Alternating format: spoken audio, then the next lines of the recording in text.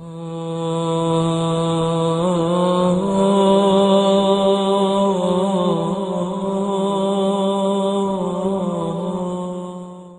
are we in pain? What is the sickness that is causing this pain? One, the body gets sick and weak when it is deprived of its ultimate needs. That's one of the reasons why the body becomes sick and weak, is when we deprive the body of its most essential needs, it becomes weak and it becomes sick. The second reason why the body becomes weak and sick is when a disease hits. Now I want to address the first reason first, and that is the deprivation. Now just like the body, our hearts become sick when we deprive our hearts of the most essential need that the heart has, and that is the spiritual oxygen. What is our spiritual oxygen that we are collectively being deprived of? That is the remembrance of Allah, dhikr, our salah. We have deprived our hearts of the oxygen that the heart needs to stay alive. If a person isn't praying, it's like a person who isn't breathing. We have deprived ourselves of the remembrance of Allah in our lives, and as a result, we have become sick. We have become sick as individuals, and we have become sick as an ummah. The remembrance of Allah is the oxygen, the food and the water of the heart. And so because we are depriving ourselves of that, our hearts have become sick collectively. Now, the other reason why the heart becomes sick and weak and eventually can die is when diseases hit the heart. Now, what are some of the diseases that we are being plagued with as an ummah, as a community, and as individuals?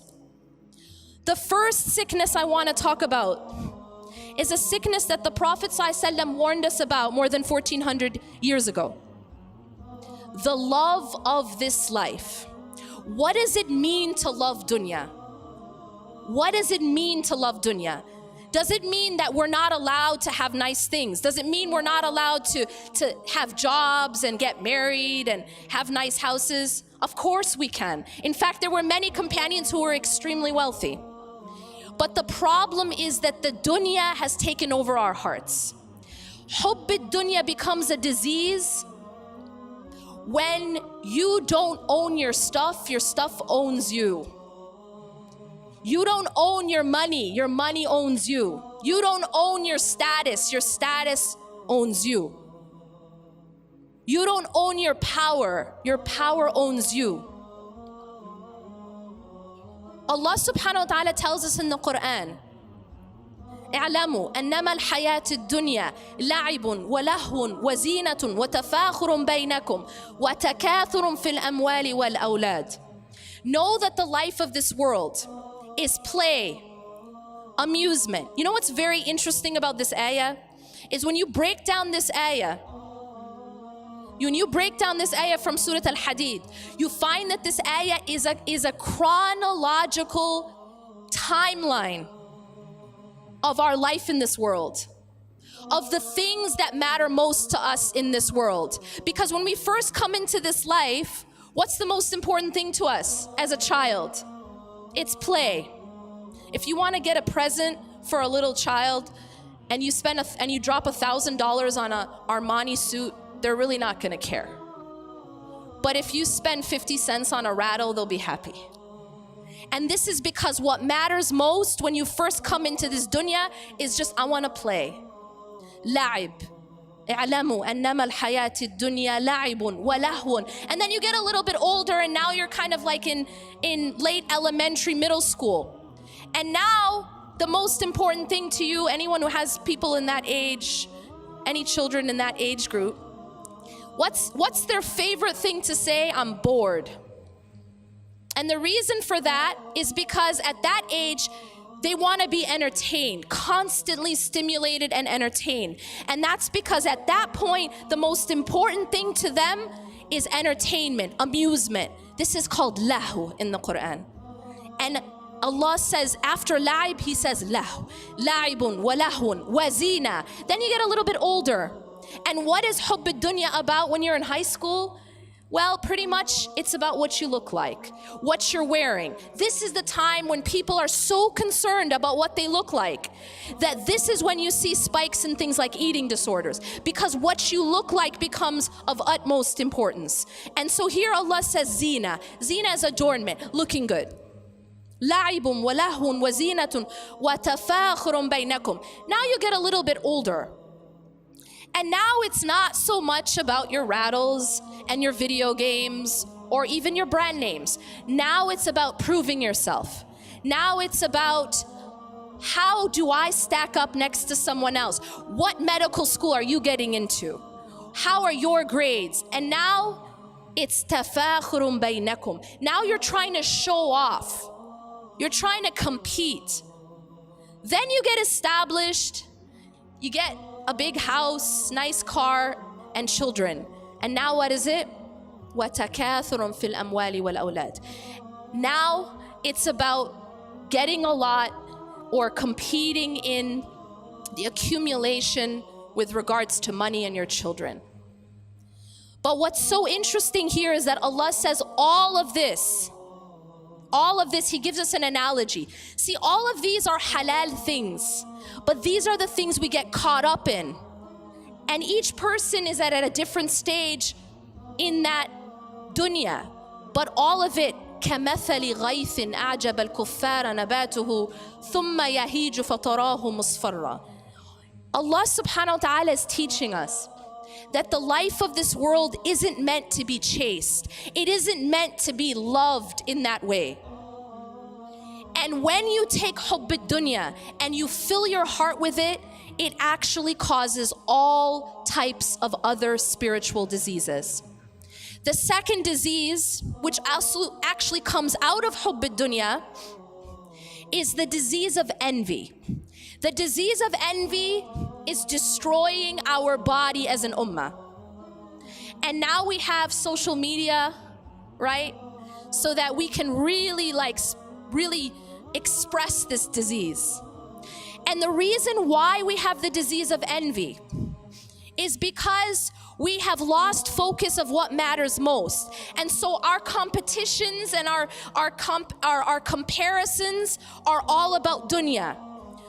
What does that person look like? What is that person wearing? What kind of car do they have? What kind of house do they have? And so our comparisons are all dunya, dunya, dunya. We've lost sight of what actually matters. And what is the cure for these diseases? Well, the first disease of hubb dunya. The disease of hubb dunya is to refocus on the final home. And so the cure to hubb dunya is what Allah subhanahu wa ta'ala says, Ya ayyuha alladhina amanu taqullaha wal tandur nafsum ma qaddamat lighad wattaqullah. O you who have believed, have taqwa of Allah, be conscious of Allah, and let everyone know, let everyone be aware of what they're putting forth for tomorrow. Plan for that home because you're going there. The question is only, how furnished will it be? What condition will that home be in when you arrive? The cure to hubb dunya is to shift your focus back to the final tomorrow and to have some plan for that. What is the cure for the disease that is plaguing us of envy? This constant social comparison. I never have enough, but they have more. There are studies that show that the more people use social media, the more they are dissatisfied with their own lives. Part of the reason for that, of course, is that our social media is our photoshopped version of our lives. And of course, we're comparing my real life with that person's photoshopped life. It's fake, it's not real. And so as a result, I become less and less satisfied with my own self, my own figure, my own clothes, my own home, my own spouse, maybe.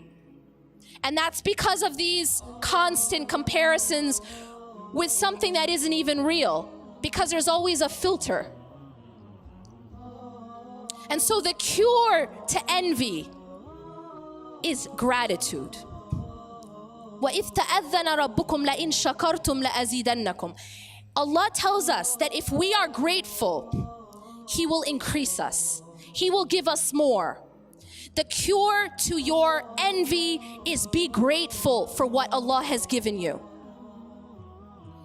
The next disease that is plaguing us individually as well as collectively is the disease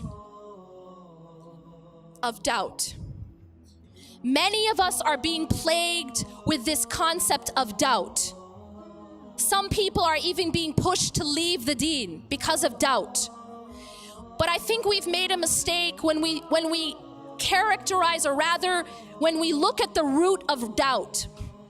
See, we need knowledge, we need information, but realize that doubt is not a disease of the intellect. It is a disease of the heart. See, you can sit and give all this information to a person who has the disease of shak in their hearts, and it won't make any difference because you're talking to the mind. It is not going to cure the problem until you fix the heart. One of the reasons why we suffer from the disease of shak, of doubt, is because of our sins. It is actually a spiritual disease. And sometimes we are trying to heal that disease in the wrong way by just talking to the mind, but the heart is still sick. And Allah and His Messenger told us, the Prophet ﷺ said, "Inna fil jasadi mudgha." In the body there's a lump of flesh. إِذَا صَلُحَتْ صَلَحَ الْجَسَدُ كُلُّ. If it is set right, the entire body is set right. وَإِذَا فَسَدَتْ فَسَدَ الْجَسَدُ كُلُّ أَلَا وَهِيَ الْقَلْبُ. And if it's corrupted, the entire body is corrupted. أَلَا وَهِيَ الْقَلْبُ. Indeed, it is the heart. See, when the heart is corrupted, that's when you see these diseases. That's when you see things like the diseases of shak, of doubt. If you want to cure that, you have to go and cure the heart. And one of the most powerful cures of the heart is istighfar.